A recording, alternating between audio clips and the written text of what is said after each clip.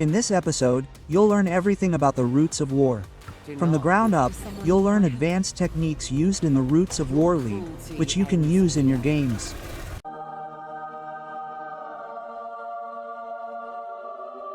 Hello, this is Angel. Welcome to the channel.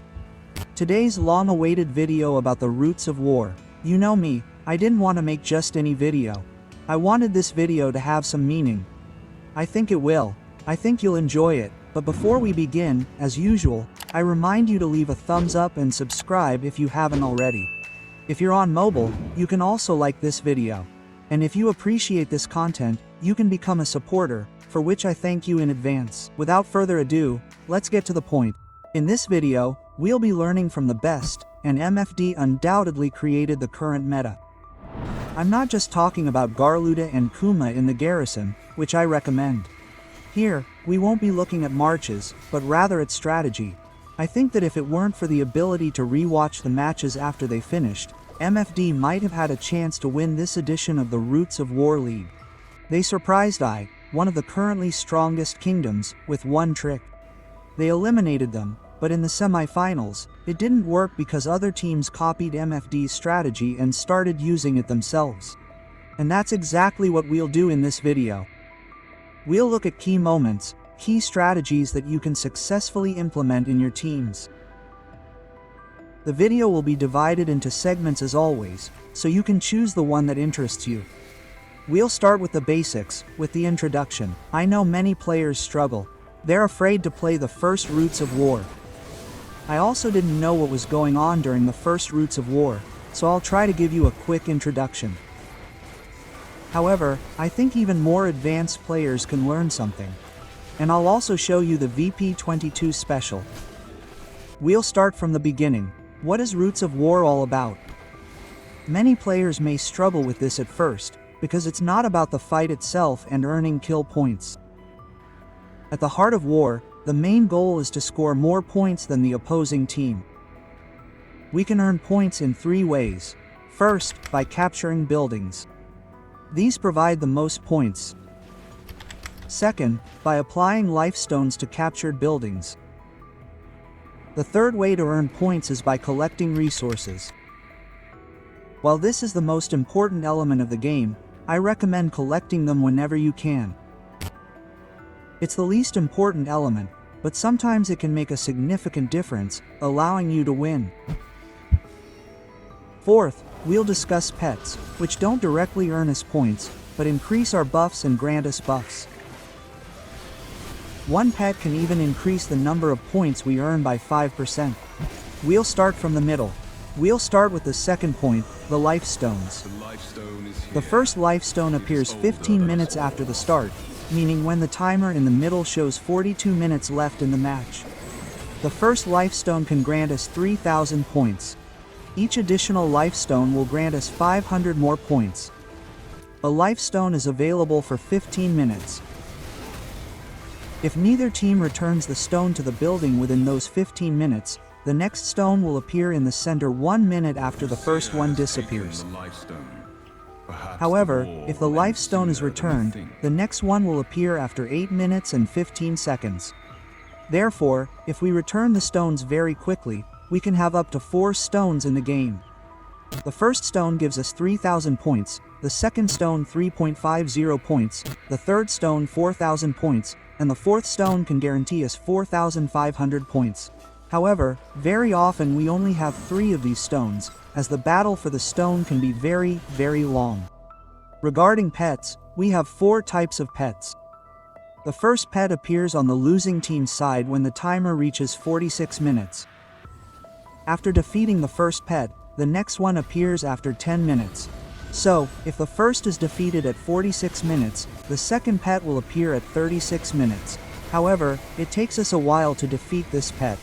On average, it's 20-30 seconds. So you can expect the second pet when the timer shows 35 minutes and 30 seconds. The third pet at 25 minutes, the fourth pet at 14 minutes, and so on. Obviously, the pet appears 10 minutes after being defeated, so this time will never be exact. The time for the first pet, however, remains the same. It's 46 minutes. We have 4 types of pets. We have 4 dragons. We'll start with the Shadow Dragon. The Shadow Dragon, like any other dragon, grants us 10% attack until the end of the match. We can have a maximum of 5 stacks, so it's really worth collecting them. And the first pet is really worth the effort, because then our team will have 10% more attack until the end of the match. We can, of course, have 5 stacks. As for the Shadow Dragon, this dragon has an additional effect that allows our marches to pass through other enemy units, and this buff lasts for 5 minutes after the pet's expiration. The second pet is the Sapphire Fairy Dragon. This, like all others, grants us 10% attack. The second effect of the Sapphire Fairy Dragon is a 30% reduction in artifact cooldowns. We also gain 30% march speed. This buff also lasts for 5 minutes after the pet is used. The third pet is the Seraphic Fairy Dragon. It normally grants 10% attack. The second additional effect of this pet is that our defeated units return to our cities 100% faster. This is a very, very nice effect in the context of war. The fourth dragon is the Red Dragon, which also grants us 10% attack. A bonus effect of this pet is that it reduces the time our rally leaves the city by 20%. Furthermore, our rally deals 20% more damage. This bonus also lasts for 5 minutes. Speaking of timers, our behemoths also depend on them. As you may or may not know, we can also summon 3 behemoths here. The first behemoth, the bear, can be summoned at the 45th minute, when the timer reaches 45 minutes. We also have 5 minutes to summon this behemoth, so we can summon it at 40 minutes and 1 second. However, I wouldn't wait until the last second, because, as you know, sometimes there can be a bug or a broken connection. It's better to summon it a few seconds before. The second behemoth we have access to is the Hydra. We can summon the Hydra at 30 minutes. The third behemoth we have access to is the Fire Dragon. We can summon the Fire Dragon when the timer in the top center reaches 15 minutes. The map is almost symmetrical. Theoretically, the yellow team has a slightly better chance because they can create their opening faster. The openings for the yellow and blue teams will be available later. Here, I'll just show you how the map is divided and what the main battles are for. The map is also quite symmetrical, but as I said, there's a slight advantage for the yellow team. Theoretically, the yellow team should have an advantage, of course, as each game can unfold differently. These buildings should belong to the yellow team. The same applies to the blue team. These buildings should belong to the blue team. This building should also belong to the blue team. This one to the yellow team. The main battle for these 2 buildings is fought over at the very beginning, but there's also a third building, which I'd say has similar difficulty access. Very often, we see the game being played between these 2 buildings. It depends on which side your team is currently on. Of course, from time to time, someone will capture the outposts on one side or the other. However, you should have 100% control over these 2 buildings, as well as these 2 buildings. If your team loses these 2 buildings in a close encounter with an opponent of equal strength, I'm talking about the yellow team now, then you definitely need to improve something. So once again, these buildings go to the yellow team, these buildings go to the blue team, and the main focus is on these 2 buildings. We fight from the opening. The openings themselves are very important when it comes to capturing this building and that building. And as I said, these 2 buildings should always belong to the yellow team. Of course, the 2 post-ups also. Very often, at the very beginning, there's a fight for this building and a fight on the other side for this building, but we'll discuss these buildings in the openings. However, the weak point is the healing tree. Both this healing tree and this healing tree. As we can see, it's still quite far away, and it's certainly further to field this tree than to field these 2 buildings. And as a rule, most teams fight very hard for these 2 buildings. As for the gameplay itself, the match begins before the start. Did you hear that right? Each spot should be assigned to a player to fully utilize the potential of our moves. Therefore, it's crucial that the entire squad is ready to act before the game begins. Of course, Discord can facilitate the capture of a specific spot. We now have the ability to call in-game, so some teams can take advantage of this. Why is this so important? It's important because each slot is assigned to the login order, the order in which they enter the Roots of War. Now I'll show you screenshots with numbers for both teams, the yellow team and the blue team. That's how I'll call these teams here. I think I don't need to explain anything here. The first person to enter the map will take slot number 1, the second will take slot number 2, and so on. The 30th team will enter last. Therefore, the order in which they enter the map is very important. It's good if the person responsible for a given move is closer to the gate that requires it.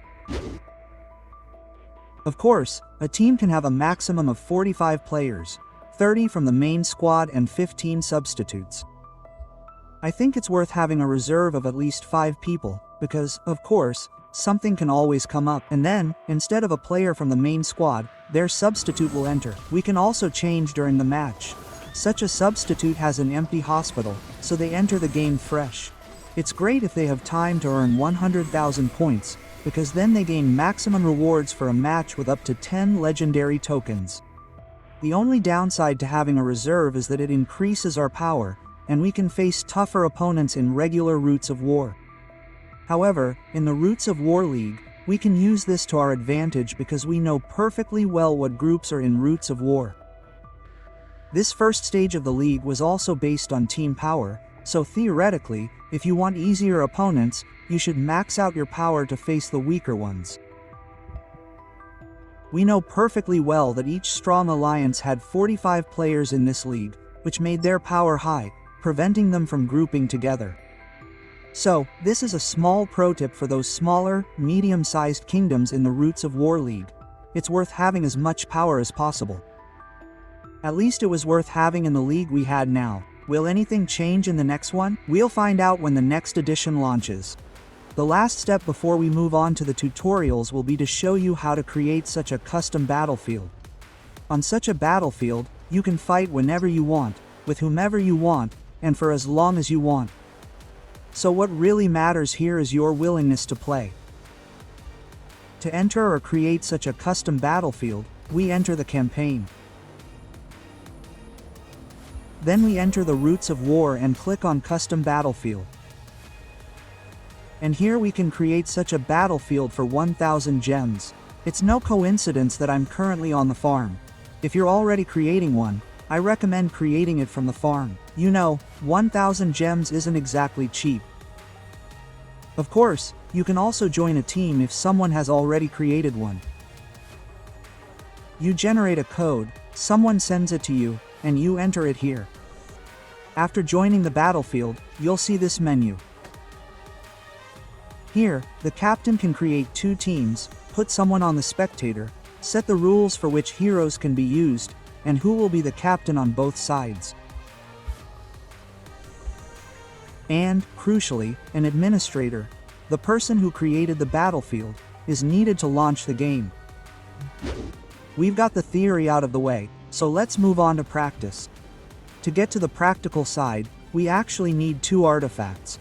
3 in total. Of course, the number 1 artifact needed for the Roots of War are the titular roots of ancient trees. Thanks to this artifact, we'll be able to teleport and quickly occupy a given building. The Prophet's Staff will also be very helpful. Because once we have 1 legion at the tree, we can teleport the rest of the legions using the staff. Of course, we don't teleport. The person who used the roots doesn't teleport. The staff teleports other infantry legions, which will then be able to enter the building. Remember, you can only place 1 legion in a single building. And the third artifact, which is useful at the very beginning of the game, is, of course, the blink. For the blink, we also need a fast march. And that's great, as if they were eagles. So let's take eagles with blink here. Now I'll show you what such a start from the center looks like. Of course, Everything I'm going to show you here will happen at a similar time, practically at the same time. The first rule is to capture the center, because if we don't capture the resource mine in the center, our legions, which will be using the roots of ancient trees, can probably teleport to any available mine. Therefore, we need to capture these mines. What I'm going to show you now works on both sides, so on the yellow side and the blue side. Imagine that the game has just begun. Ideally, one person here from the front line, and the same here from the front line, can run off and immediately capture the well. Another person somewhere in the middle can insert the roots of ancient trees. This should move it to the center.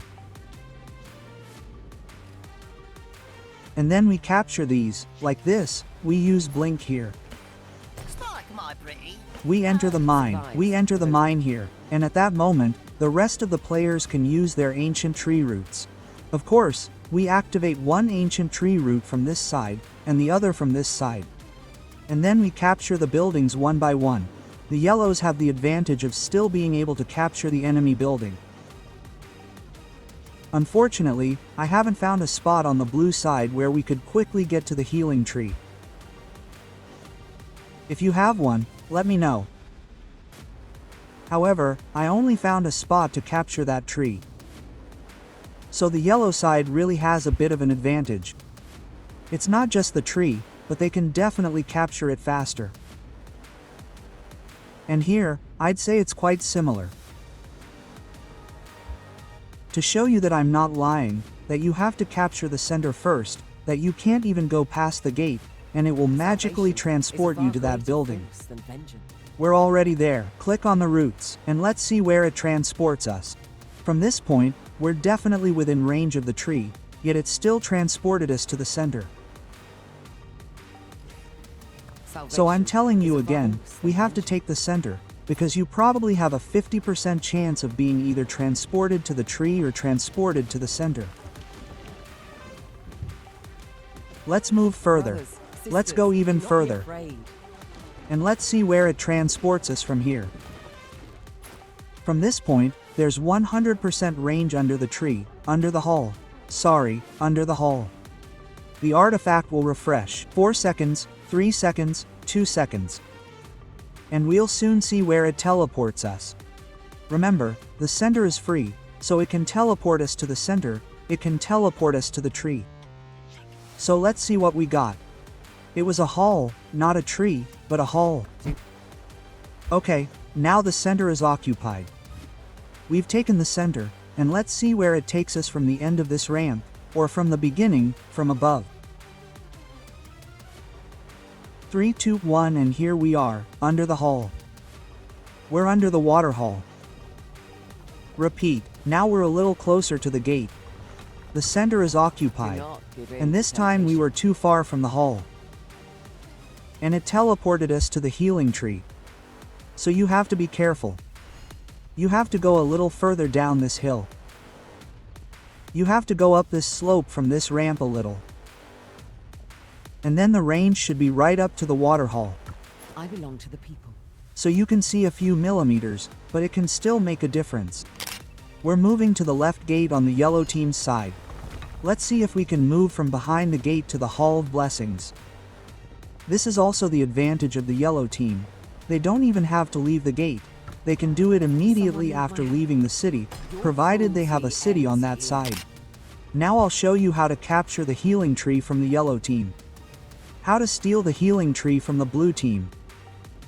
Of course, you can also do this at the start. There's one important caveat. You have to capture all 4 mines shown on the screen.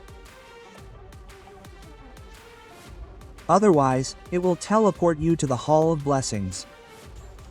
This is the second time. I'm showing you how this works. You have to capture these 4 wells. The center, of course, must be captured. Interestingly, it's also worth capturing the mine around the Tree of Courage. The light guides us. The Tree of Courage is a bit lower there, because there's also a chance it will teleport you to the Tree of Courage. So if you have all the mines in the center occupied, the mines around the Tree of Courage, and the mines around the Hall of Blessings, then you can definitely teleport here. Personally, I'd teleport here with cavalry first, because the enemy is sending infantry here rather slowly, and before the infantry gets there, you can immediately swarm. And if you teleport infantry here, I'm talking about the Prophet's staff, the fight could last a long time, and just in case, you can quickly sarm the healing tree. We've magically teleported to the blue team. Here, of course, we also need to occupy the center. If the center isn't occupied, our legion will teleport to the center. Of course, you can try to outplay the yellow team here, because if we know the yellows will try to occupy the center, then we don't have to bother. Of course, it's a double-edged sword. I said earlier that the blues are a bit worse off. Why are they worse off? I'll show you now. As you can see, we've teleported now. We were quite far from the gate, right? Now we're close to the gate, almost on its edge.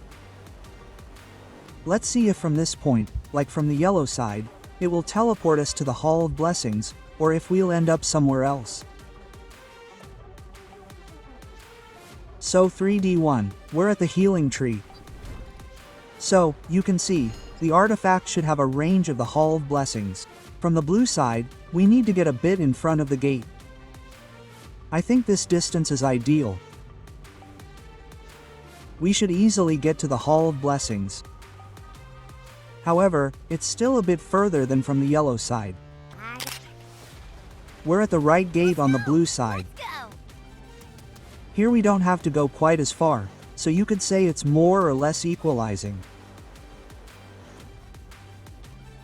This building is actually harder to capture from the blue side than the other hall on the yellow side, but you could say it's more or less equalizing. That's all for the start, the first 20 seconds, and the game lasts almost an hour, so I won't describe what you need to do step by step every minute, because the game is dynamic. Sometimes you'll capture a building, sometimes you'll lose one, sometimes you'll want to bide your time on a lifestone, sometimes you'll want to quickly reclaim it. The game truly offers a myriad of possibilities. It would be difficult to describe every possible situation. I've presented you with the current meta for the start. The start, which is nonetheless very important. The first capture of buildings earns us a lot of points, and it's worth the effort. Designate people responsible for specific moves, practice your opening to perfection, and trust me, you'll start winning more matches that way. Of course, strategy alone won't win the game. You still need plenty of Tier 5 infantry units and plenty of cavalry. These are the two types of units primarily used in the early stages of war.